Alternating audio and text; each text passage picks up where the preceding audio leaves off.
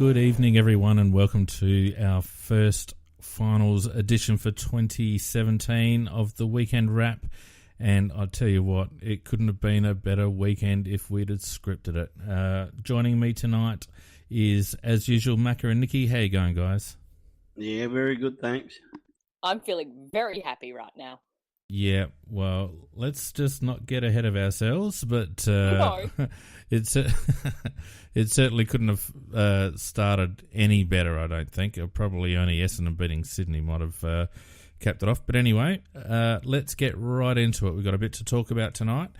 And before we get into our game, let's run through quickly the other weekend results. On Friday night, possibly probably one of the worst finals I've ever seen, I reckon, Geelong versus Richmond. It was a shitful game.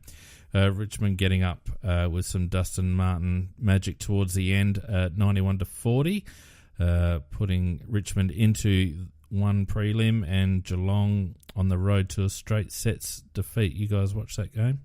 Yeah, I did watch it. Yeah, I did watch it, and I thought we learned something from the game in the sense that Geelong aren't, away from the Pussycat Fortress, they're not that good, and they definitely aren't going to be the premiers this year. In fact, they'll be out. They will go out in straight sets. They won't be able to hold off Sydney, in my opinion. In fact, Sydney have done them over. I heard tonight 5 times in the last 6 meetings by 50 odd points. So I think that'll be by Pussycats. But most of those games are either at Simmons or they're at the SCG. They're not at the MCG, which Sydney have struggled with lately. But just watching Geelong, I mean, people are raving about Richmond winning by 56 points. Geelong gave up in that last quarter. And that's when Richmond could finally go, oh, do we kind of have some forward movement that we could practice? Because we haven't been doing it for the rest of the game. It was putrid on both sides. I don't think the Cats had any answers, to be honest. Their selection was poor. Leaving out Daniel Menzel when they really needed someone to kick a few goals was a bit ridiculous. And, yes, they wanted to apply some forward pressure. But an interesting stat that I heard was that prior to the game, Geelong were actually second in the competition for tackles inside forward 50. So I don't know where that deficiency was coming from that Chris Scott was trying to fix, but they could have done with Menzel up forward. Totally agree. Yeah. And selection in these final games is very, very important, as we'll discuss a little bit later. But the other thing too is the fact is Dangerfield, they didn't really tag him, but they did make sure that he got very few kicks where he wasn't under pressure. And his kicking efficiency was 30-something%. I mean, bloody hopeless at this level. I mean, I can't imagine. It's hard to imagine a Brownlow medal winner kicking at 30-something%, but he did. And the other bloke, Joel Selwood, well, he'd obviously played with a shot in his ankle. I mean, Chris Scott was saying you can't inject a stone in his appendix. Well, he could have if he'd got it before the hospital cat got it. No, Selwood, he wasn't much chop either. So they didn't get out of those two guys what they normally rely upon, and it does show they are actually a very one-trick pony. But his disposal, his kicking efficiency is not a surprise to us, Macca, because everybody talks about how he actually has a decent disposal efficiency, but that's his short handballs. If you actually extract out just his kicks, they are not good, and we know that. Occasionally he'll have some nice ones. It's the reason why we let him go for a first-round draft pick and Dean Gore. Because we didn't really value him that much because of his disposal efficiency, Nikki. But no, look, Danger potentially cost us a grand final spot a few years ago in that Hawthorn prelim when he tried to take it all on himself. And there was a lot of that going on in the game against Richmond as well, trying to do too much by himself. And there's one thing to be confident in your ability, but there's another thing to remember that you're playing a team sport. And you compare what he does to what Tex Walker does or an Eddie Betts in terms of bringing other players into the game, and you can see very quickly what's more valuable. And It's an area of Dangerfield's game that is severely lacking, and something that I think he needs to take on board. That there's more value in bringing your teammates into it rather than try to do it off your own boot. Can't argue with it. Finals are about teamwork. It's the best team that wins, not an individual. And Danger is all about an individual. And you had the perfect example that you didn't name then, Phoenix, that actually played in the game that night. And it's somebody that we talked about after the round one Richmond game, where Martin, how he's actually changed his game. He is so much more team orientated now, and he was a major difference last night because he was team. And his disposal was excellent. I mean, he set up several goals. Well, and that's the difference, isn't it? Because like Martin certainly picked him up and put him on his back in the last there with some excellent one-on-one or 50-50 contest wins. But it was what he did with the ball after that was the real killer blow for Geelong. He picked out teammates, and he wasn't trying to take 3 or 4 bounces down the wing and kick a goal himself. He's just simply winning the ball and kicking to the right positions. And there's no doubt that without Martin, Richmond is just another average team. With Martin, they pose a bit of a threat just because he's taken his game to such a high level. And he is a proven match winner. The one thing I think one thing you've got to give Richmond credit for though is effort. I mean that I thought as a team they played very, very desperately right through the whole game, and that if you play like that, you've always got a chance. Yeah. I was just going to say just on the Martin, but also towards the Dangerfield Selwood thing. So after our game on Thursday night, Fox had Jordan Lewis in as one of the little panel of experts discussing the game afterwards. And they asked him about, as somebody who's played recently against Geelong, who do you tag, Selwood or Dangerfield? And he didn't want to answer it. Eddie pushed him and finally got an answer, and he said Selwood. And the others looked kind of shocked. And he said, well, Dangerfield's most damaging when he gets on the outside and he gets a clean possession. Selwood's the one that gives it to him, so stop Selwood. I mean, we've known that, but it was kind of funny watching those so-called experts thinking, well, this is new information. Well, and it stands to reason. I mean, when Danger goes in and gets his own ball, he tends to burn it. When he receives or when he's playing up forward, he tends to use the ball more effectively. But he's so intent when he's in and under to get the ball out, stand up in a tackle, break free, and then just burst away, that he forgets then, or he hasn't got the capacity then to pick out a good target, and the ball invariably gets bottled up in another stoppage, or it comes back over his head. So it's not an unsurprising observation from Lewis. Do we think Geelong are any chance next week? Zero. No, I don't think so either. On that performance, if that's as much as they can provide, and they can probably provide a little bit more with mental in there, as you say, that attack suffered badly by not having the dangerous mental in there. On what we saw, they couldn't possibly win. But footy's a funny game. But I'll say definitely Sydney to win and bye Cats. And I think Richmond will win their prelim no matter who, because they've got the very easy side of the draw. Don't jump the gun. Speaking of Sydney, we'll move on to Saturday's game, and I thought Essendon might just trouble Sydney a little bit, but it wasn't the case, and Sydney towed them up 121-56. I only watched half of this game. It was pretty boring, and Sydney romp into a final against Geelong to get into a prelim now. Too easy, wasn't it? Essendon gave a yell for 2 minutes or 3 minutes of the game. That was about all it was. And then after that, Sydney, well, the only pain they really suffered after that was a headache trying to count the number of goals they kicked. It was just an absolute shellacking, really. And I didn't enjoy the game at all, really, to be quite honest. They had a training run. They were literally witches' hats. And although one thing I was kind of pleased to see, I only saw the second half, and even then it was just every so often I'd look up and go, oh, they're still playing, was Rampy finally being penalised for the hanging on that he does. Yeah, that was interesting. He does plenty of it too, Nicky. You are quite right. Well, he did it against Walker in our game, and I thought Tech should have had so many frees, and it was so blatant. So I wonder whether we had a few words, and they've been looking at him since. Well, it was Joey Danaher, and Joey gets a fair run. So it'll be interesting to see if that. The other thing that Rampy does is tunnel. He gets underneath the forward quite often, and that's quite dangerous. So. Absolutely. That's a very good point you picked up there. Yeah. Yeah, Danaher does get away with a lot that he shouldn't. Yeah. No, you're talking about Rampy. I'm talking about Rampy tunnelling. Yeah, he does. Yeah, he does. A couple of the Sydney boys do, actually.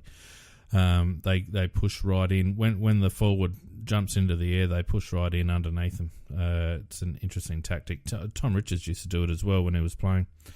But look, the upshot is that Sydney are going to be the cause of Chris Scott's demise again. Chris Scott doesn't have a very happy finals record since winning his maiden grand final in his first year. It's 2-7 now, and Scorpus made a really good point, I think, which was sort of lost beneath big footy rubbish on the main board, saying that it's actually to Geelong's disadvantage, I believe, that I agree with him. This is what Scorpus said. To Geelong's disadvantage that they have such a great home ground advantage, because it actually, I think, may inflate their own opinion of where they're at, because it is such a massive home ground advantage. And as a consequence, it's elevated them probably higher on the ladder than what they deserve to be, and it probably made them think that they were perhaps better than they are. I think it's quite an astute point, and I wouldn't disagree what Scorpus has proposed there. I also found out something else I didn't know was Lee Matthews was actually asked early on about the Scott brothers, and his comment was that Brad can coach, but Chris can't. Yeah, but on what basis is he actually making that comment? Because I think they actually did some coaching things whilst they were still playing, so it was his observation as their coach, and kind of preparing them to life after football and heading into the coaching ranks, that what he could see was that one had the ability and the other not so much. My observation is that Brad is less articulate and more emotional, whereas Chris is more articulate and better able to contain himself in the media spotlight. He's very well spoken. Whether any of that equates to being able to coach, though, yep, who knows? All I actually want from the Sydney Cats game, is for Catman to have another little tanty, because that was delightful. Yeah, apparently he's 60 years old, that bloke. But he only and the amount of face paint, I actually used to do face painting on people, and I know how itchy that stuff is. He's got a lot on there, which is, I mean, it's quite detailed, but that would be so uncomfortable to sit in. And it's really warm. I'll tell you what, Nicky, that tanny's only about 50% of what the Scott brothers do. I was going to say both. I actually, one of the things I do like watching on match day is the Scott brothers doing their arms wide spread and they're going, what?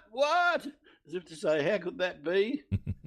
When it's obvious to everybody else. But they're quite an amusing couple, really. We'll talk a little bit about coach's body language when we get to our game, because I thought some of the footage of Leon Cameron throughout the game was quite interesting. But before we talk about our game, let's talk about the second most enjoyable game of the weekend, and it was a historic match for a number of reasons, but mainly it's the first time a team's been beaten after the siren in overtime, and I would suggest that it's the first time that a side's been beaten after being 13 points up with 5 minutes of overtime plus about 20 seconds to go. West Coast getting up at the death with a Luke Shuey kick after the siren, 78-76, and the tears were delicious. I have to say that for one stupid moment, I felt sorry for the Port supporters. Come on. Only hang on, I haven't finished yet. I just said for one moment. Then I remembered all the shit they've given me over the years, and I thought, you bastards, it's your turn. And also, I had backed West Coast at 275, so I was quite happy to see the result go that way. It was an interesting game to watch, but I do agree with the chairman of Port Adelaide that he's querying the selection of the side. And as I said off air before we started, when you look at the last line of the West Coast Eagles in their forward line, when you've got Kennedy, you've got Darling, you've got Petrie, and you've got three kids standing, and I'm saying to yourself, well, you're really asking for trouble. And that's what happened in the first quarter. They got a 4-goal break, and those guys were very significant in getting that break. And I think, that thereafter, Port was struggling. Oh, look, Macca, they didn't take advantage of a massive differential in forward 50 entries, particularly in the third quarter. They could have iced that game quite comfortably.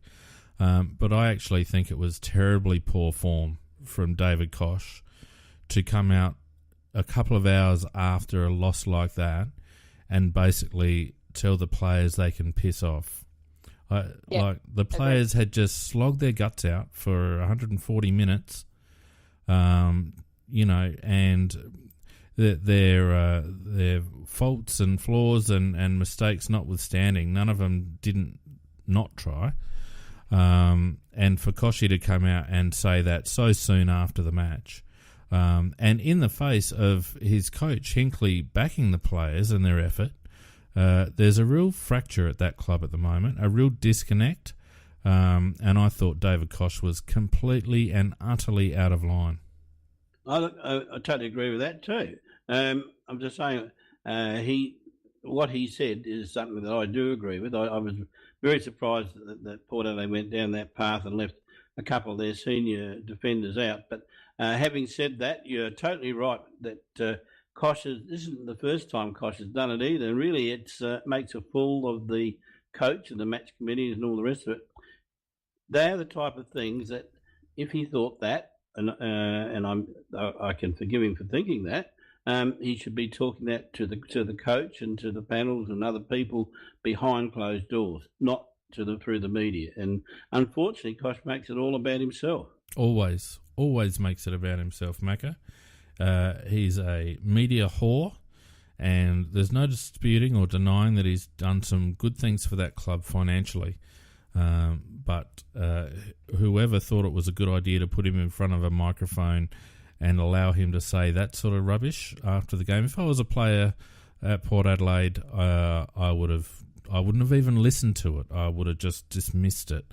That being said, I think it also indicates, given what Ken Hinkley said in the press conference afterwards about complaining about this town and the people in this town, that obviously includes Port supporters, and him being sick of people bagging the club for, overpaying Dixon or whatever. Obviously, Ken has forgotten to take his cup of concrete as well, and I don't think Ken will be coaching at Port next season. I thought that was a big boo-boo because he really was having he's really not talking about Crow supporters. He's really having a crack in his own supporters. Exactly. There. And the media that's pro his team. Yeah, very much so. And when you think about it, the two of them made a nice cock-up after the game of their various comments. And two nice guys. But I think that you might be right, but I think I'd get rid of Koch before I got rid of Hinkley, although I don't think Hinkley will ever lead a team to a premiership. Well, I'll tell you the reason why I'd get rid of Hinkley tomorrow, Macca, and that is because they were 13 points up with 5 minutes of overtime to go effectively, plus a couple of seconds in that first period. Why didn't he just shut the game down? That game was so open in that second period of overtime. They allowed West Coast space. They allowed West Coast to move the ball, and Hinkley should have had everyone around the ball. He should have made the ground as small as he possibly could. It was only 5 minutes that they had to maintain that 13-point lead. West Coast are old, they're slow. They would have been out on their feet just as much as the Port boys were, and all he had to do was shut it down. And yet we had situations where West Coast had open forward lines. We had situations where Wingard was playing on after a free kick when he should have just let Travis Boak go back and ice the clock a bit. And when Wingard did have the ball, he just picked out bloody Jeremy McGovern. They lack composure on the ground, and they lack composure in the coach's box. And I think in the fullness of time, when people's emotions die down about the contentious free and actually have a look at what happened in that overtime situation. Port have so much to blame because there's also Ryder tapping towards the West Coast goal. That's right. Gray setting up behind him instead of in front of him towards the boundary line to push it over the boundary line. Yep. And take some more time off the clock. Yep. It was just stupid. Yeah, that ball should have lived in the centre square for that second period. It should not have been. They should have played rugby in that second half of that overtime period, and to continue to play football, and to try and, for whatever reason, try and build on a 13-point lead with 5 minutes to go. There was no purpose. There was no reason to do it. You know, notwithstanding that they had an ineffective forward line, they had all those forward 50 entries in the second half and couldn't convert. That game was theirs to win, and they handed it to West Coast on a platter. Yeah, I mean, their single game plan is get it forward and score goals. We just have to keep getting it forward, score goals, get it forward, score goals. They don't, as you said, take the time off the clock. They don't ice it. They don't push it out wide. They don't congest. They want to get it out. And as PJ Crow said in the chat, they want to play like heroes. Yeah, well, they don't really have a proper game plan, Nikki. Apart from the fact is that when they apparently one of their aims is to try, if you can't get it to a man up forward, kick it to the right forward pocket so that Robbie Gray or somebody can snap a goal from the throw-in when it goes out of bounds. But I just watch them every week, and I never can work out what their game plan is. Maybe I'm slow, but I just can't see it. Well, it's not. It doesn't seem to be they keep going on about the Port Adelaide way, but if you're asked to actually define what the Port Adelaide way of playing football is, it's not really distinguishable by watching them. Their forward entries are very predictable. They, like you say, Macca, they always go wide, and they're either looking for a stoppage or an out of bounds or whatever, and to reset. But they don't there just doesn't seem to be any purpose or any sort of pattern to what they're doing. It's all based on individual efforts, Port Adelaide, and they're all, hoping that Robbie gets the ball, or hoping that Travis gets the ball, or Chad or Charlie takes a mark, and there's no pattern. There's no even spread of contributors, and we'll talk about our game in a second and how two opposing games in terms of structure and game plan, and how to use the clock and how to play under the right circumstances in certain periods of the game. And Port should have won that game. There's no question about it. If I was a Port supporter, I'd be absolutely livid because the coaching staff and the players didn't appear to know what to do at certain points in the game. Yeah, and the other thing too, which is I've had several Port supporters cry on my shoulder about, and it's a wrong shoulder to cry upon because it doesn't help them very much, is that Charlie Dixon, who was a hero of sorts for 3/4 of the game, those two pathetic weak shots he had when he could have iced the game for them, and big Charlie, big man. You'd have to think he froze because he just pushed it out to the right. And as we know, Phoenix, that's when you don't bring the leg through properly. Yep. And you're just poking at the ball, and she goes to the right. It's experience and calmness, which are two things that Charlie lacks, which Shuey displayed the opposite of. But whilst everybody's hailing Shuey for that kick after the siren, which was immense, the amount of pressure that is on there, at least some of them have, but they kind of don't keep talking it up, is Eric McKenzie in that bit just before full time ended, making sure, putting his body completely on the line. Yeah, just about knocked over the point post. Yep, to make sure that was not a point, that they didn't get a score. That was brilliant. That Absolutely is a brilliant. smart footballer who knows the score, who's pretty sure there's very, very limited time left, and I'm not going to give them a free hit. Yeah, no, Experience. It was desperation. Smart. One of the smartest things I've seen on a field, because I couldn't see any way out for him when he first took the ball. Anyway, we've spent 25 minutes talking about other teams and other games, so I think we've given them their fair due, and we could carry on about Port, but I reckon we might leave that to Tuesday night when we've got probably about an hour cockwomble segment to go through. I think Pete's going to enjoy talking about Port. I think you're right. But let's move on to our game, and it was the opener for the finals week one, and as we all hoped, and some of us expected, Adelaide got up quite comfortably, really, 84-48, after taking a commanding lead at half-time. We led for the majority of the match. We led by as much as 45 points halfway through the third quarter, and to be honest with you, we didn't really ever look like losing that match from about halfway through the second. What did you guys think? What I really loved about the game was our hard edge, and that started even before the game started when we lined up. And when they lined up, I said, Mrs. have a look at that. It looks like we're ready to do the bloody harker. And, that with the legs spread and the arms spread and a steely resolve on the face and staring at the opposition, look, I don't know whether it affected the game or whether it didn't affect the game. Yeah, it did. But I loved the image of it. I just loved the image of it. It said, we are a tough bloody team and we're coming after you. And that's how they played. Now, what it was, Macca, was that when the anthem ended, they stayed in that position. They did not move. They made GWS retreat. They made them break. They didn't know what was going on. All of a sudden, you've taken away GWS's focus, kind of bit at the start. There's this team that's so good. And when they pan down that line, you look at Heath Shaw on the very end when the camera gets to him. He's looking up in the crowd. He's refusing to look across. Jeremy Cameron's got a nervous little titter. He was actually the one who broke first. He didn't quite know what to do. But I think Lairdy's was on Double A who talked about it and said it was actually Tex's idea. But what it was more to do about was not so much bullying GWS, which is partly what the effect of it was, but it was more about we've had issues with our starts. Yeah. And this is a way to get the team together.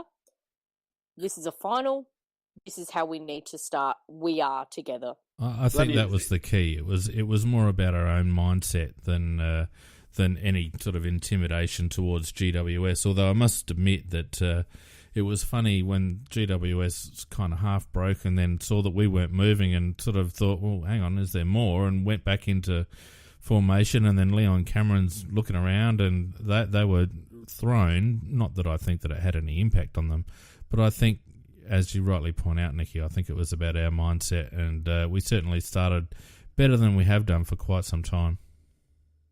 I mean, we then followed it on with bullying them at the body, which is what we did in the first game of the season as well. And that's what they're very susceptible to. Yep. So this was the mental bullying, which we then followed on. Yeah, we had a lovely hard edge to our game. And I mean, even blokes like David Mackay, reckless with the body and diving in very hard and tackling hard. And I just thought that was absolutely fantastic, the attitude of the players and the way they played. And as Phoenix said before, with the lack of teamwork possibly at Port Adelaide and looking at Adelaide, there was a football team. We played as a team, and I loved it. I thought we were very, very good. Will be interesting to see PJ Crows on the chat ask, will we do it again? It'll be interesting to see if we do it again, because there's probably two schools of thought there now, that you do it again and the other team's ready for it and they, take the piss, or it doesn't have any impact, or, maybe we don't do it again. I don't think even the players probably know at this stage whether they'll do it again, but it'll be interesting to see what they do in the prelim.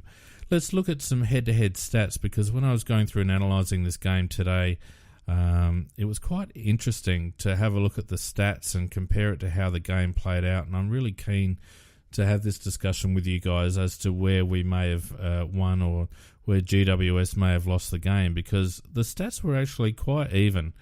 GWS had more disposals than us, 354 to 340, although our kick-to-handball ratio was much better than theirs. We kicked the ball nearly 2 to 1, whereas GWS were almost 1 to 1 kicks and handballs. We took more marks as a consequence, 77 to 63, but they out-tackled us 110 to 88, so people saying that they weren't cracking in, they were certainly cracking in. Hit-outs 45 to 38, I thought Sauce did an amazing job against Mumford, and whilst Mumford might have got the cherries in terms of actual hit-outs, I thought Sauce's impact on the game was far in excess of Mumford's. The frees were relatively even, 24 to 19. I didn't feel as if the umpiring had any real impact on the game. Look, our scoring shots conversions were back down to our usual level, around 14 disposals per scoring shot. It's been up in the high teens, even the low 20s over the last couple of weeks. So getting it back down under 15 disposals per scoring shot was key for us. GWS up around 20. Clearances were the same, 42 each. They won the centre clearances 12 to 8. We won the stoppage clearances 34-30. And I'll talk a little bit about that as a possible key in a moment. Rebound 50s, 40 to 34 our way, 52 each inside 50s. So same inside 50s, but we were more inclined to get a scoring shot away when we went inside 2.17 inside 50s per scoring shot to 2.89, and almost half the inside 50s per goal, 4.3 to 8.6. So we're more efficient inside 50 when we got it in there. Of the rest, contested posies was even, 159 to 160. Uncontested, 181 to 199 in GWS's favour. Disposal efficiency was almost the same, 69%. Contested marks was almost the same, 10 to 9. 11 marks inside 50 to 10 our way, 42 clearances each, as I mentioned before.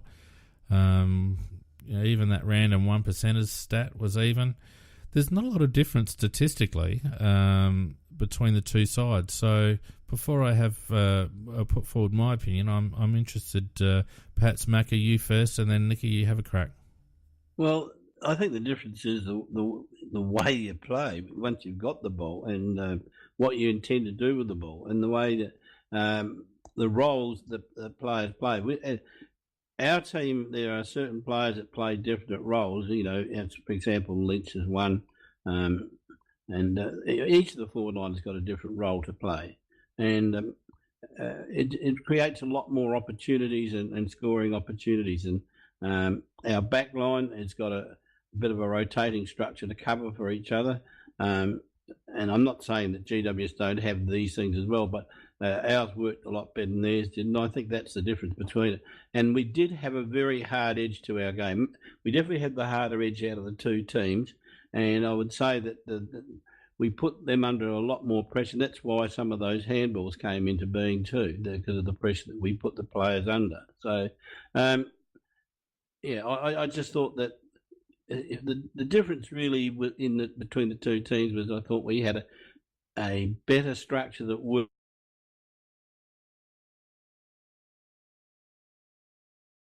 Where'd you go, Macca? Well, he's died. No, wait, that's it. No, you sort of faded out there towards the end. Yeah, so we missed the last bit. Oh, I'm sorry. Well, I thought that the two main differences were the structure that we used and that we stuck to, even after Smith got injured, and also the hardness we had in our approach to the ball and to them. For me, when you're looking specifically about those tackles, it's that you look in that third quarter when they managed to finally start to they were trying to lock in the ball. And so there was a bit of the rolling scrum. Now, we were the ones that were tapping on the balls. We were the one that were getting to the ball first and moving it around. So that's where they're getting their effective tackle numbers up in the forward half, with that. But we couldn't get it out fully, but there was, we were in control in a way in that bit. So I think that explains a number of those numbers there for the tackles count. The way we were playing and the way we were forcing them to play, they got more possessions because they would get the ball and have to go sideways and have to go back. They weren't getting their long kicks, or when they were finally doing a long kick, it was under pressure and it was the high dump kick into their forward line. So we were very intent, as Mac has said, being physical and at the body, and part of that is to get those high dump kicks going in forward because our backs read it so well. So it wasn't just Lever doing intercepts, it was Kelly. We had D-Mac going back to cover for Smith, and he played a fabulous game. Yeah, look, I don't disagree with either of those things. Our wings going back, as we've talked about before. It's very much, you're watching this, and it was about halfway through the first quarter, I felt very comfortable with the way we were playing. And that was like, we got them. Yeah, I don't disagree with either of those observations. I felt like we were using the ball out of congestion better than they were, and whilst the clearance numbers were fairly even, I felt like we were more effective out of clearances than they were. As you pointed out, Nikki, they tended to have to go back a little bit. Their kicks were more hack kicks. We tended to handball a little bit more out of congestion and free an outside runner-up who was then able to move the ball more effectively. And free an outside runner-up who was forward of it. We weren't going back, whereas often we used to go back and then around. Yeah. We were going forward because we know they don't chase.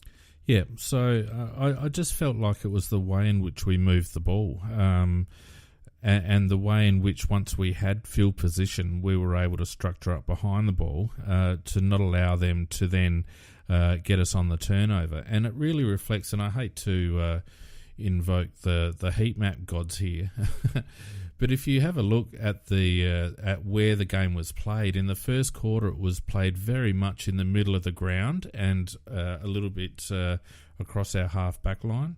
And similarly in the second quarter, very much just defence side of centre was where all the ball was, and that was us basically moving up behind our forward entries and just basically compressing the ground so that GWS were really not able to effectively turn defence into attack very often. And then when you look at the second half, and I'll talk about this a little bit longer in the second half, because one of the reasons I reckon these stats are so close is because my observation was that in the second half we just shut up shop. We played a different style of game. We slowed the game right down. We structured up very, very defensively. I don't feel like we were sitting on the lead so much, but I felt like we were playing very clever football in that we were taking as much time off the clock as we possibly could, and we were making it as hard as possible for GWS to score. And that's reflected in where the play was in the third and fourth quarter. And again, if you look in the heat map, in the third quarter it was very much on the half back line, and in the last quarter it was very much actually more towards the full back line. So we were quite happy to absorb pressure in the second half, knowing that we had not only that we had a lead, but I think that we actually had their measure, to be honest. And I felt like the game was over at half-time, and despite GWS kicking the first 3 goals in the third quarter, we were able to answer fairly quickly and then go into that defensive mode. And I thought it was very, very smart and probably contributes to the evening up of the stats. Yeah, and their little run-on was umpiring assisted, not so much their own good work. Well, I mean, there were a couple. The two of their goals were some interesting decisions. Yeah, I know, but I mean, we got a couple as well. I think the umpires were pretty decent, but I just feel like one of them. Every team, I was going to say every team has its own, and they did have a little burst there, and whatever the reasons be, and that's how I think you're right there, Phoenix. That the coaching panel decided we'll just slow this down a little bit and just stop that run, and then we'll just get ourselves on top again. Yeah. I think the other thing that we do particularly well in wet weather football is that we don't overcommit. How many times did we see GWS spilling the ball and we were there to mop up, basically? And what I really like is the way we play wet weather football, in that we don't all just pile into the contest. And we have 2 or 3 outliers there, and as soon as a fumble is made or an opponent overruns the ball, that we're right there to pick it up. And again, it's clever football. You know, you're taught to go first for the ball and all the rest of it, but as we all know, in wet weather football, sometimes the first guy there isn't the one in the best position, and we just play very smart football in the wet. Sorry, Nicky, I heard one very astute comment by a commentator during the weekend, and normally you hear some very idiotic ones, but this one was very, very clever, and it pointed out that when we're going forward and there's a loose man in defence for the opposition, and there are no obvious easy leads for us, we kick the ball high as a dump kick on the top of the head of the loose man, so the pack will come and jump over the top of him and take him out of play. So I thought that's and actually I watched after that, and we were doing that constantly. So I think it's a very clever move. And that's Pavlich who made that observation. For me, going back to that wet weather part, Phoenix, it was so obvious in the first half that whenever GWS were kicking it forward, the players getting on the 45 in front of the GWS forwards were our backs and our midfielders coming down to row off of it.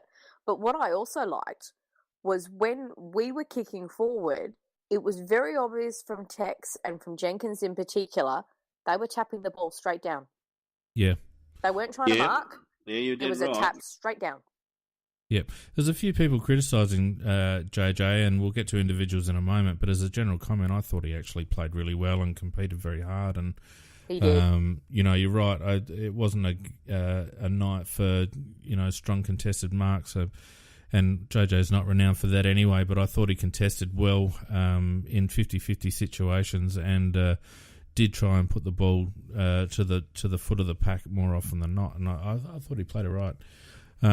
But yeah, it's an interesting game, isn't it? Because for two teams that had similar number of disposals and looks at it, you know, we were 8-1 at halftime, game over really, and that's first playing fourth, and GWS really never looked in it, and their good players did play reasonably well. So, and that was almost their strongest team. So, not many excuses for GWS. I just feel that they were outplayed by a better organised team. Yeah, because you're right. Their good players did play well. We have a look at Cadiglio and Kelly, Ward, and Scully in the midfield. They all played pretty well. But there were some other good players that were hurled. But in other words, they got a fair bit of drive from their midfield. But I thought we actually won the battle of the midfield marginally, in my opinion. I'd say a bit more than marginally. Because the delivery our midfielders were giving was superior. Correct.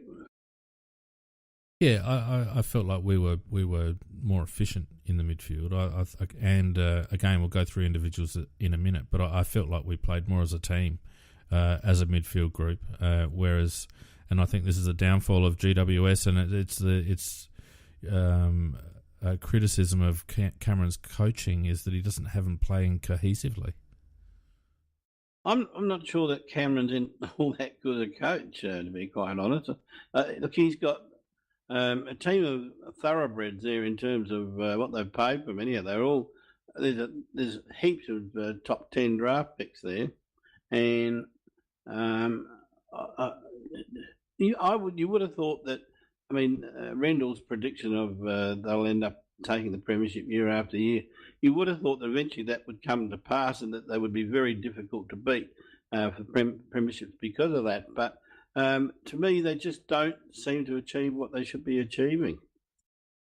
Well, I made a comment on... Sorry, Nikki, go on. I was just going to say, I think if there was Cameron's been very good at getting them together to band together to an extent, and he's a very good teaching coach. from what I've heard from within that club. He just can't take that next step. So if they had a better coach in terms of taking that next step and had greater tactical nous, then I think Rendell might have been right. I don't know whether it's that, Nikki. I think it's actually a bit of a comment on their recruiting. They've recruited so much talent that they don't actually have any workhorses. And I made this comment on, I don't know, Thursday or Friday. They don't have enough grunt players. They need 2 or 3 blokes that are just workhorses, because at the moment you've got talented guys having to go in and get their own ball, and then they're not the type of players to do that. Imagine them with a Matt Crouch or a Hugh Greenwood or someone of that ilk that could get in and under and dig the ball out like a Zach Merritt or someone like that. Someone like that. Like a Riley Knight. Like a Riley Knight is a very good example. Just a workhorse or two, Macca, to complement all that talent. I think their selection was poor. I don't know why they went in with what effectively turned into 4 talls, Lobb and Himmelberg, along with Patton and Cameron. I just don't understand that selection at all. I think in retrospect, they could have done with Stevie J up forward to try and jag a couple, notwithstanding that I reckon he is done. But, yeah, look, I just felt like the selection was wrong. I feel like they rely too much on individuals, and I don't think their balance is quite right. I think they need a couple of hard nuts to complement their talent. And if I was them, I'd be running Toby Green more often in the middle, because he is one of those grunt players. Yeah, but he's so good in the forward line too. You really need 2 of him. But they've got one real grunt player on the ball, and that's Callan Ward. He goes in very hard. But you're quite right about the rest of the team is basically very skillful players and quite classy players, but they're not, as you say, grunt players, and not ones that go in there and prepared to die to get the ball. And and I think to me the epitome of a grunt player is Riley Knight. They've often said he's got a head as hard as a cat. Well, he really has. He goes in, he gets some nice old blows, but he just keeps going in there and hunting it. I loved his game. Anyway, let's look at some individuals, because there's a lot to talk about. And on Thursday night, and probably on Tuesday night as well, I can't remember back that far, a lot of comment made that it would have been Thursday night, in the absence of Wednesday night it was. I'll get it right in a minute. In the absence of Sloaney, there were a couple of blokes that needed to stand up, and Richie Douglas was one and Brad Crouch was another, and by God, they stood up all right. Richie Douglas had a fantastic game, I thought. 15 kicks, 5 handballs for 20 touches, but I just felt his value around the ground and around the stoppages was fantastic. 5 tackles, 3 inside 50s, 7 clearances, 4 rebound 50s, 10 contested possessions, disposal efficiency down a little bit, but 5 stoppage clearances as well. I just felt like he provided a cool head in close. He did, and he got a couple of goals under real pressure too. So, that's the sort of player they don't have. And Richie Douglas, he's had a really good season, in my opinion. Yep. He has. He's gotten back to that form that we'd seen a couple of years ago that he's then kind of petered off, but he's pulled it back up again. One of the things, I'm trying to remember which player after the game said it, was one of the other ones, talked about that he, in the absence of Sloan, he was providing a lot more leadership as well. That was part of his role. Game high pressure acts too, 28 pressure acts, which was a game high. Just to epitomise his commitment to the contest. Yeah, that's good stuff. And Nicky's point about the leadership factor, you could see him yakking away all night. So, no, well done, Richie Douglas. Yeah, very good. Brad Crouch as well, I thought, really stood up. And he was the one I was probably most worried about, to be honest with you. 27 disposals, 16 and 11, which is so pleasing because Brad can tend to be a bit handball happy, but 16 kicks out of that 27. Took 4 marks, kicked a goal, a nice goal, 2 on the run, 8 tackles, 11 inside 50s, 3 clearances, 10 contested possessions, went at nearly 78% disposal efficiency. I just felt like it was a bit of a coming-of-age game for Brad in a big game. Yeah, and I tell you what, a tough. He's just getting. I mean, he's always been a tough player, and then the Crouchers are like that. But gee, I thought he played a beauty, but he won some hard balls and smashed his way through. And just to throw a question at you, Phoenix, if you had a choice, who would you take out of Brad Crouch and Josh Kelly? Oh, look, different players, Macca. Can I have both? You'd love to have both. Both would be good. I mean, Josh Kelly had a pretty good game for them. 33 touches, 7 tackles, 7 inside 50s, 12 contested possessions, 6 score involvements. Look, a different player, to be honest. No, but the point I'm making is that it isn't a clear-cut answer. In other words, Brad Crouch is really becoming a very, very valuable player up in the highest order. Oh, most definitely.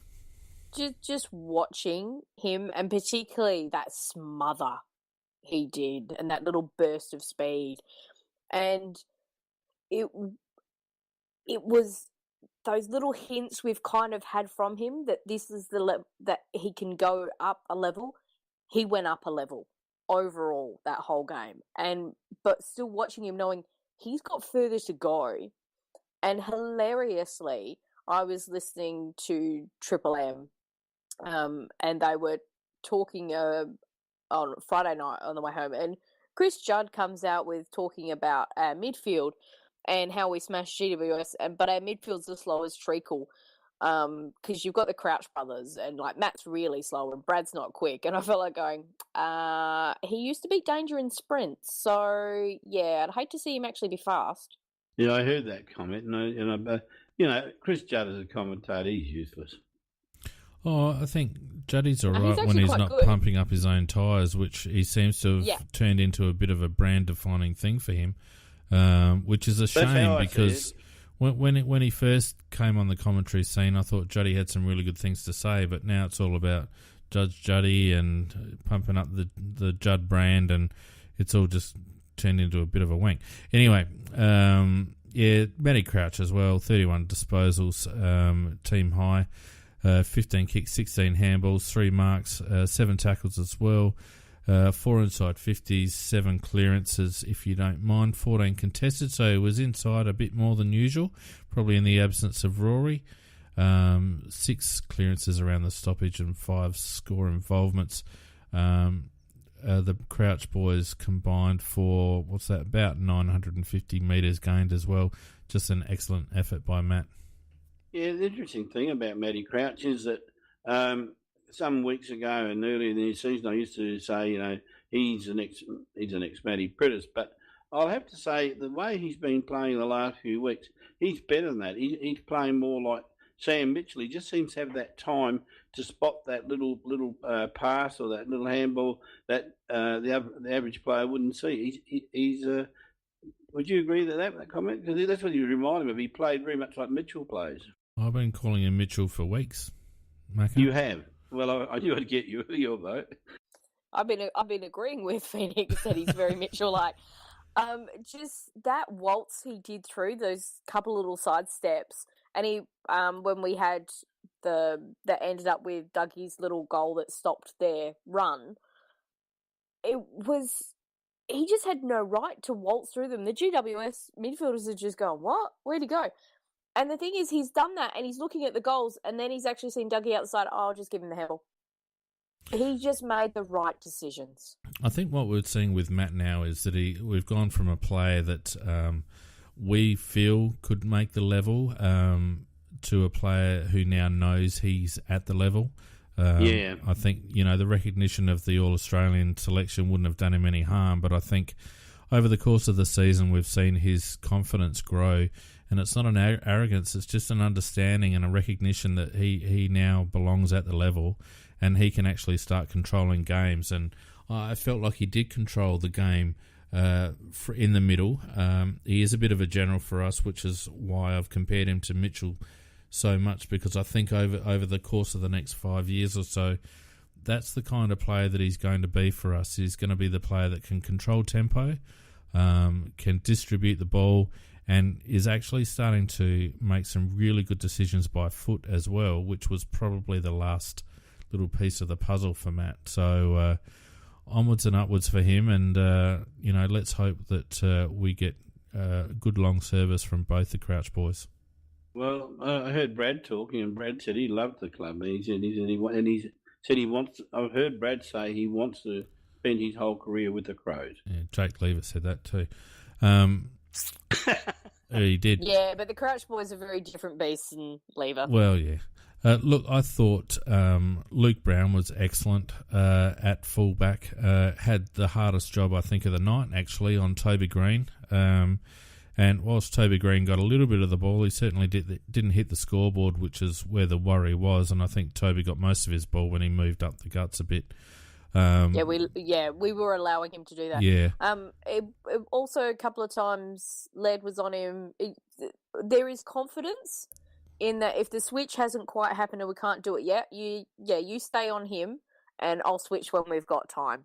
Yeah. And I like that from our defence. Yeah, Lukey Brown got 20 disposals himself, 12 and 8, laid 3 tackles, 7 rebound 50s, 8 contested posies, and importantly, out of that full-back line, 420 metres gained. I thought it was just what we've come to expect from Luke, but it's such a contrast to last season when he was playing with that groin. He's moving freely, and I don't think there's a player that would enjoy playing on Luke Brown anymore. I would hate to play him. He's that good.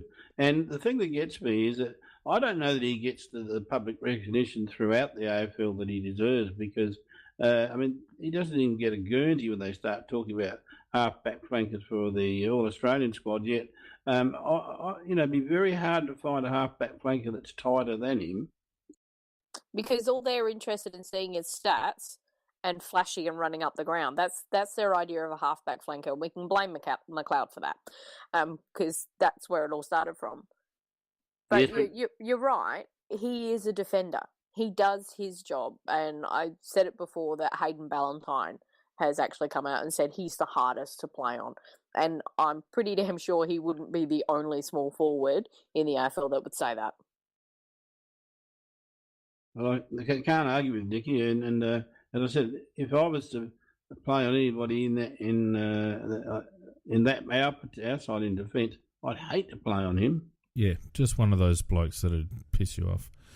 Look, and when you look through the rest of our individual stats, the numbers aren't high. I mean, after Luke Brown, it goes into the teens. McKay with 19, who I thought had an excellent game, 5 marks, 4 tackles, really provided some run and carry on the outside, and put his body on the line when he had to. That hit on who was it? Dylan Shield, I think. On Shield, it was brilliant. Well, it was just a committed. He protected the ball. It was just a committed attack on the ball, and I felt he played well.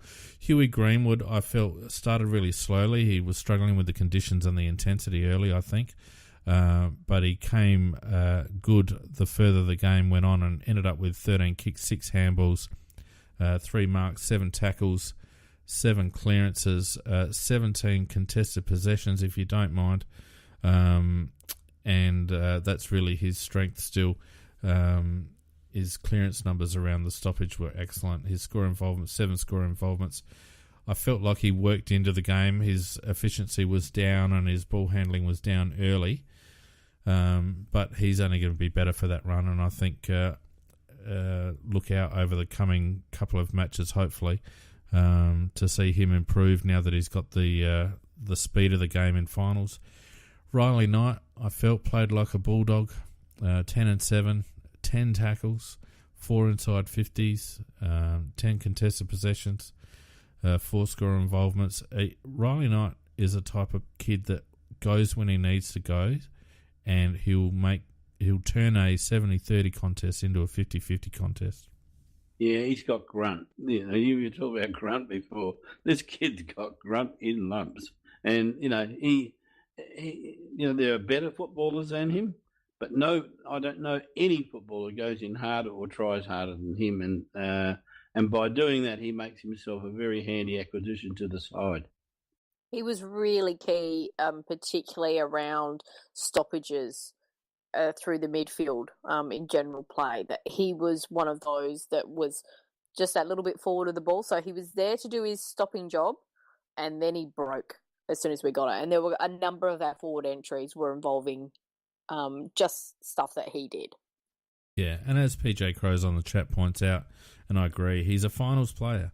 He is not afraid of the big moments, and he will make something out of nothing. And I mentioned last week that's why he stays in the team. And God, you get another 5 possessions out of him a game, he'd be a bloody champ. But doing all right. I felt like of the rest, Atkins on the outside with Cameron and Seedsman all had their moments. Cameron frustrating by foot, but good pressure acts. Atkins actually had some really great defensive and hard body stuff that he did early on. There was a spoil at the start and a few other things, and it's not what we see from him regularly, but it's something that we've called that where he needs to improve on, and it was really nice to see in a final. Yeah, I'm with you, Nicky. I gave him a tick and a pass. I thought that he was in that dubious spot. Who was going to be the last player in? And in my opinion, he was the last player to make the 22, and on his previous form. And although he didn't get as many possessions as he perhaps has in the past, I thought I couldn't fault him. I didn't see any area where I thought I could criticise him for not putting in pressure or not putting his body on the line when he should. Yep, I agree with all of that. Cameron, if he starts gaining more composure with ball in hand, he's gonna be very dangerous. He only went at 33% disposal efficiency. But those blistering runs through the corridor off halfback at times are just mouth-watering. If only he could finish them off. All he has to do is to learn to balance. When he's running it so fast, it would be impossible to kick the ball properly.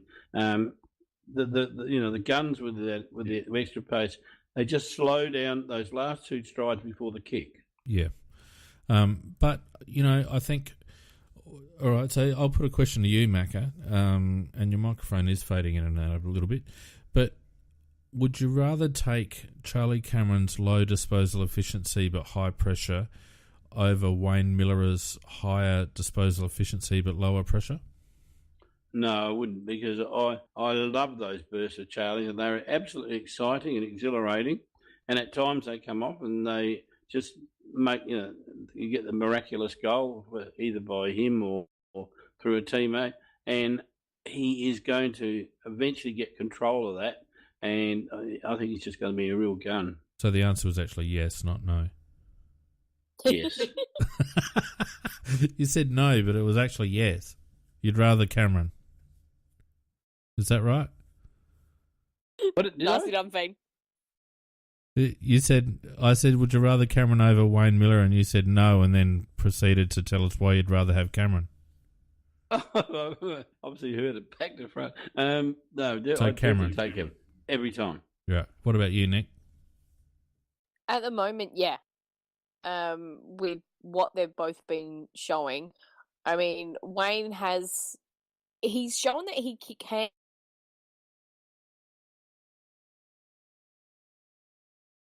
All right, now Nicky's gone. Can carry him. Oh, well, this is fun.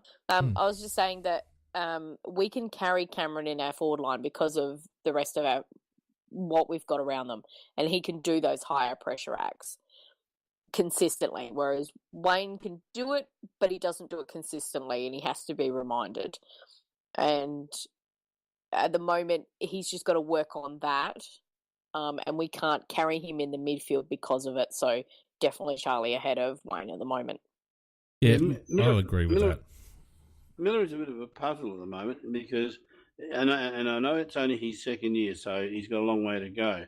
But he is a man that's got. Why are you guys dropping out? And he there goes doesn't Macca. provide enough. I beg pardon? You'll have to say that again, because for some reason you guys are dropping out. There must be a problem with the mumble server, I think. Keep going. Yeah, I am holding the key down all the time. Yeah, now what I was saying about Wayne Miller, he's got all the attributes, but he's got to get a little bit harder, and he's got to do it more often. He does drop out of a game, and then there are times you don't see him for quite a period of time, and with the actual talent he's got, he needs to develop so he becomes a gun player, not just a bit player. Yeah, and without going on about it too much, a little bit.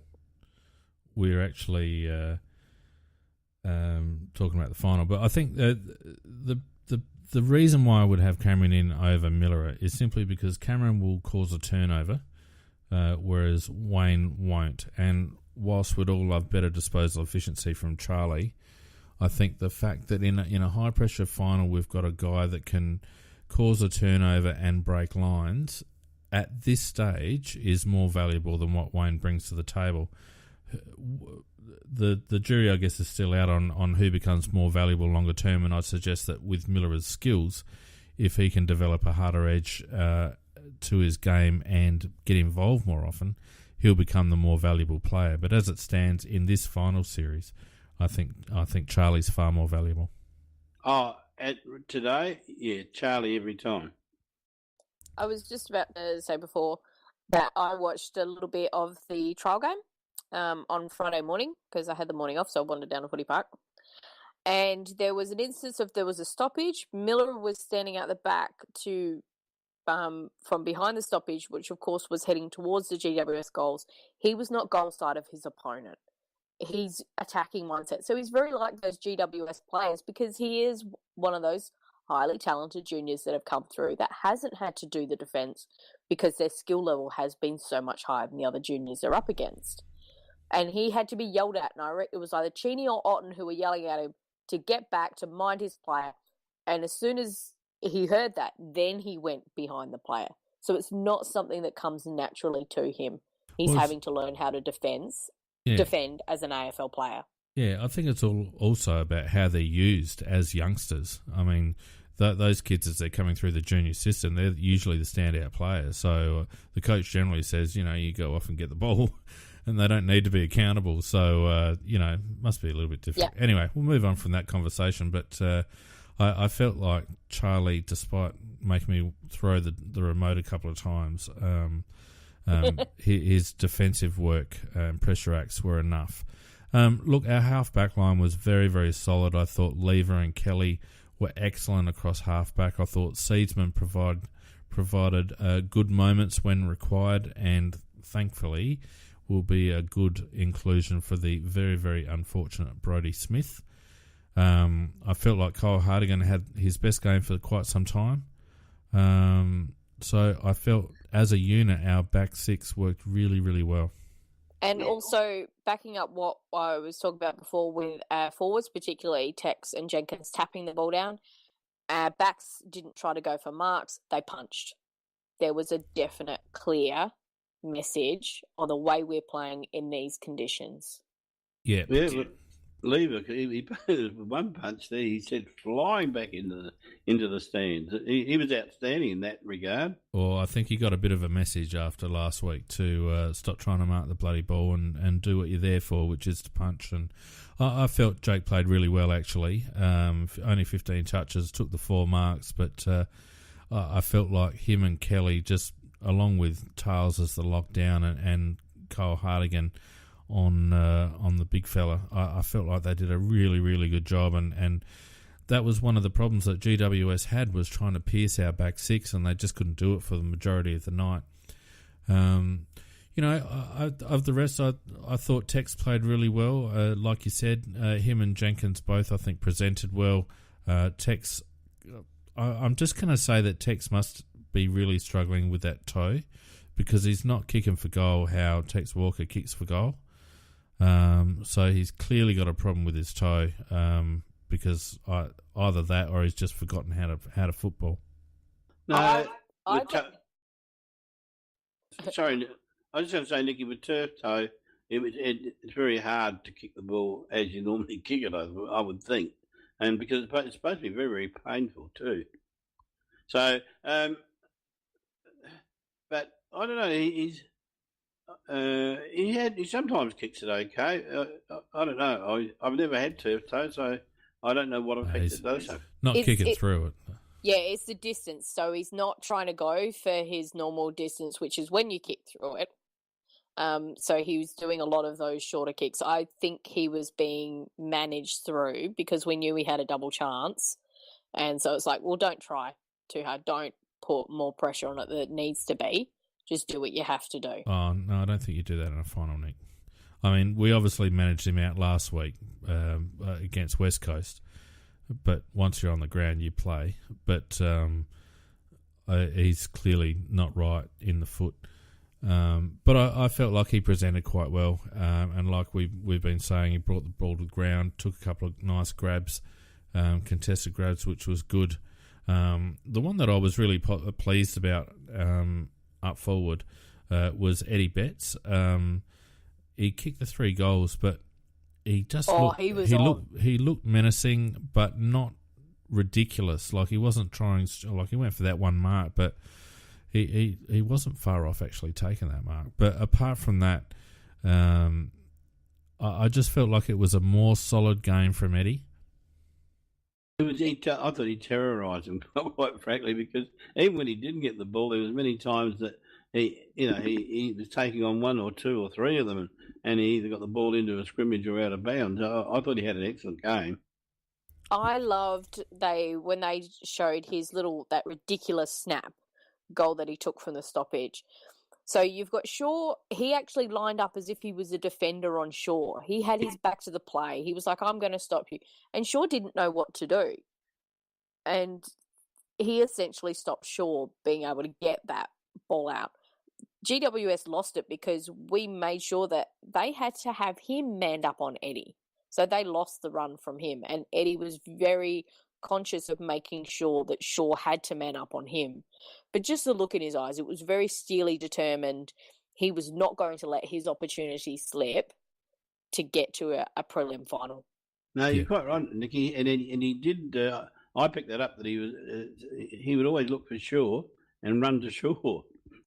Yeah, they made Shaw accountable, and that wouldn't have suited Heath very well at all because I think they were trying to get Tomlinson on him, weren't they?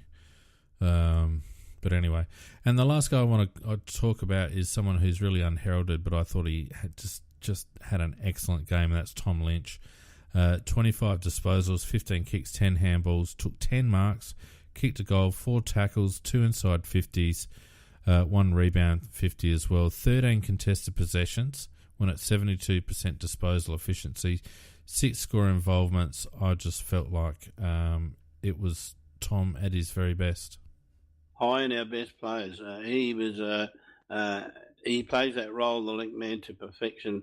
And there's nobody else in the AFL that can play it as well as he can. And he was right on Thursday night. I thought he played a great game.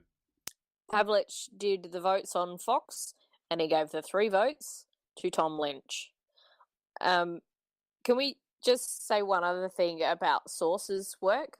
Yeah, I was going to talk about around the ground. Yeah. Okay. There's special mention for that. Yeah.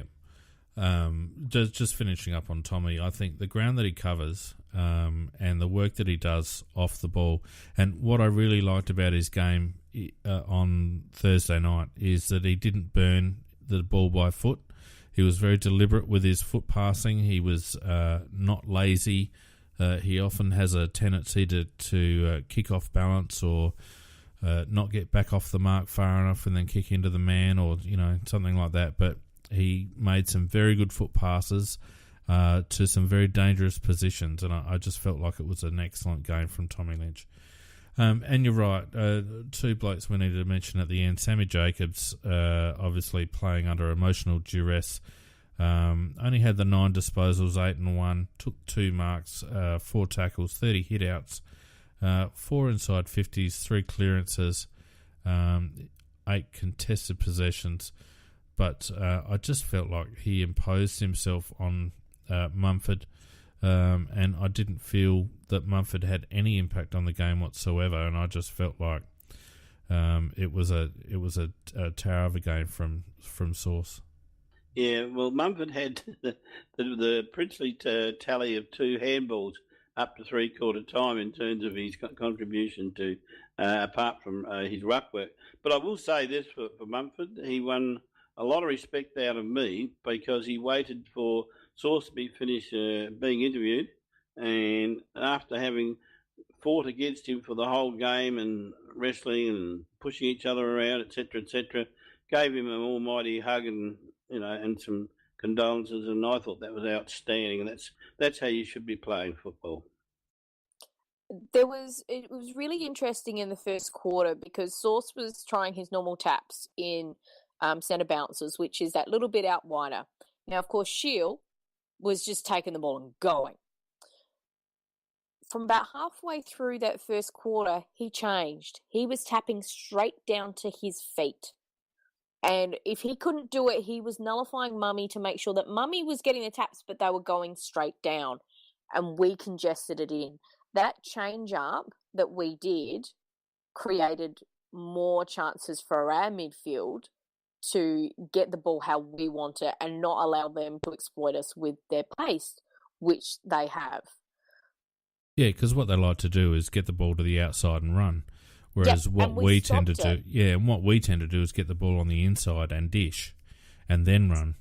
So a lot of people won't like this, but well done, Clark, for actually getting that change to occur. Well, you're making a big assumption that it was Clark. Well, yeah, well, they obviously, you would think that they would have pre-planned something. If they're doing this, then we change it to this way, or the call actually came during the game. Well, Clarkey obviously didn't watch the tapes. He got it wrong in the first half. Well, they did do it in the first half. It only lasted for about the first little bit. I mean, we tried to back ourselves in a bit. But I also loved that bit where he went on the bench and it just all kind of hit him. But the fact that Brodie got up, saw his teammate, and hobbled himself over to give him a hug and some words. And Pikey actually pointed that out in the presser, that the care these blokes have for each other. And just on Smithers, he actually called Pods and Pikey the morning of his scans, so the next morning, and said, okay, I'm out. I want to keep helping. What can I do? I want to do some off-field stuff. I still want to be involved. I want to help us get there. Yeah, well, that's the type of players we have. Yeah, but you wouldn't expect Smithers to do any different, really. You wouldn't expect him to stay away from the club at this late stage. Well, he was actually challenged when that particular, we know a number of players were challenged. He was actually challenged about the fact that his leadership he should be having and doing, he would seem to be more content to just enjoy being there and being the joker, and he had to step it up. Yeah. And he has been. And he also had to defend better. Yeah. He was told off. I just want to make that comment that photo was taken of that situation you were talking about, Nikki, with there's Smith, who's done his ACL, going to miss the rest of the finals. He's probably going to miss most of next year. And poor old Sources, he's come off and the moment's hit him and he's thinking of his brother. And, it brought tears to my eyes to see Smithy go up and put his arm around him and cuddle him, and I thought, that's outstanding. That is outstanding. Yeah. Well, and you'd be, I mean, yes, it is outstanding, but you expect nothing less, really, from a footy club. And it's such a shame for Brodie because, as you rightly point out, Nicky, I reckon he had a rocket put under him about halfway through the season when we had all those man conversations, and he's been playing a far more aggressive brand of football since then, and was a really important part of our team, and nothing appeared illustrated that more than his ability to get that first goal, and the way he was able to do that. And Paul Seedsman will be a good foil in Brodie's absence because they're not dissimilar, but Seed is going to have to play with a similar level of hardness because that's something that Brodie's brought to his game in the second half of the season, and I can't think of a less worthy recipient of an ACL. Not that anyone deserves it, but Brodie Smith has worked his guts out for a long time, come back from bad concussions in, 2015, and it's just such a shame that he's going to miss this assault on a flag, and, good on him for getting up and getting involved and all the rest of it, but by God, I reckon it'll be hollow for him. Yeah, no doubt about that, and you are right. Seeds is a very adequate replacement, but he will have to have. Sorry, I'm getting a little tongue-tied, but he will have to add a little bit of hardness to his game. No, he doesn't, Macca. No, he doesn't. He's already got it. If you've been watching him in the SANFL since he's come back, and also when he started playing for us, he's got it. He's got that. Nicky, he may well have. He's playing with the big boys now, not SANFL, and he's going to have to do that all the time at this level. He did on the weekend. He did, and that's my point. You're going to have to do that every time. Every time he's played for us in the AFL, he's done that. I just wish people would actually stop on this, that, he's going to have to do it more. He's done it every single time he's suited up for us. He's got that. There's been a couple of times he hasn't. He has in general, Nicky, but there's been a couple of times he hadn't. Anyway, let's not get caught up on that. I think obviously Rory comes in for Smithers next week. Seedsman stays in.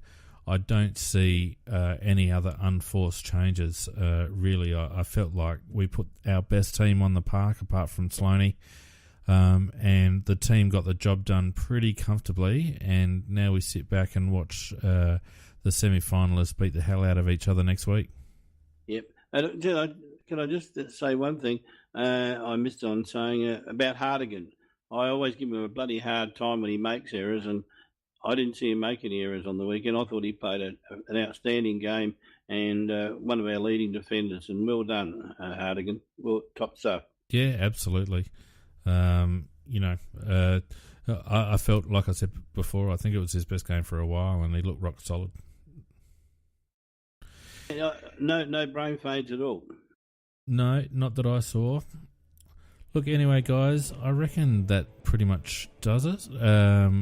Just quickly on the SANFL, Sturt got up over a pretty gallant Centrals.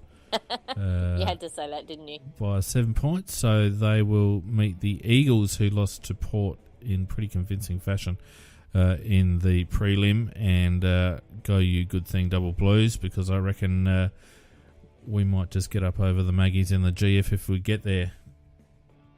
Any last thoughts, guys, before we wind it up? No, I just think that's it. He thinks nothing.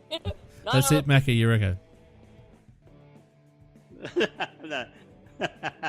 Good night. Are you getting put off by the background music that I'm playing? Keep talking, we're not done yet. Okay. No. You're a bugger. What? We're not allowed to talk through the background music. You tell us off. No, this is the winding up music, not the ending music. It's the winding up music. Which sounds like the ending music. Well, yes. I look forward to when we play Sydney. That's all I'll say. Yeah, I reckon it'll be Sydney too. And I reckon that'll just about be the grand final. Yeah, it should be an epic game. Anyway, we'll leave it there. Don't forget, you can follow us on Twitter and Facebook at AFL Crowcast. If you're listening to us on iTunes, you can leave us a review and some nice little stars. And we will be back on Tuesday night for Tuesday Night Live with tons to talk about. Wombles galore. Cop Wombles galore, absolutely. And the Crowbar boys will have their episode uploaded, I would suspect, within the next 12 hours or so, for their look at the game as well. So until Tuesday night, guys, I will bid you farewell and see you then. Good night, all. Night.